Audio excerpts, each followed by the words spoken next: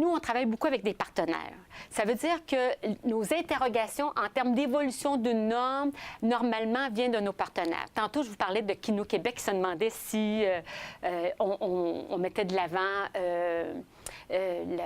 l'activité physique. Donc, on a fait une recherche, on leur a montré. Mais en parallèle, on a aussi démontré que l'image de la femme, par exemple, dans tous les romans, les femmes étaient presque anorexiques et les hommes avaient différents modèles de corpulence, il y avait de tout ordre.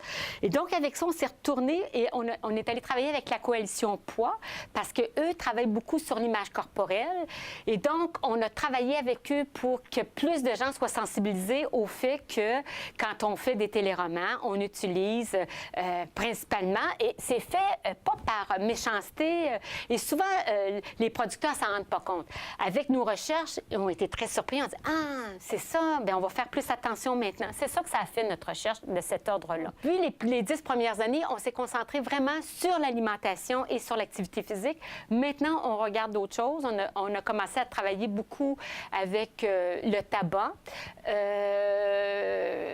Et entre autres, on a travaillé avec la Société canadienne du cancer pour les images qui sont véhiculées par rapport au tabac et, bon, la stigmatisation aussi, on y est préoccupé.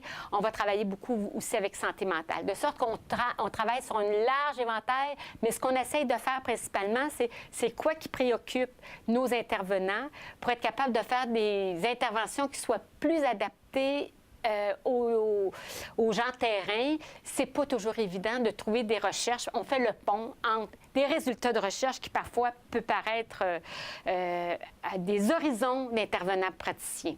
Et donc, on essaie de faire le lien. Et une des choses exceptionnelles que le groupe de recherche a fait, et c'est pas moi qui ai eu l'idée, c'est vraiment Judith Godet qui a eu cette idée-là exceptionnelle de mettre en lien des producteurs, puis les mettre sur notre... faire un blog qui les interpelle.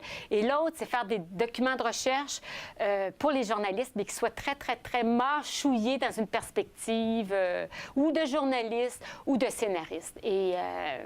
Et ça, c'est un volet de notre groupe qui fonctionne très bien et qui a son utilité parce qu'on est largement vu. Les gens viennent nous consulter, ils nous appellent quand ils ont lu, ils retournent voir nos études. Mais ce qu'on sait, c'est que ces recherches-là sont davantage citées dans des journaux communs, la presse, Le Devoir et autres.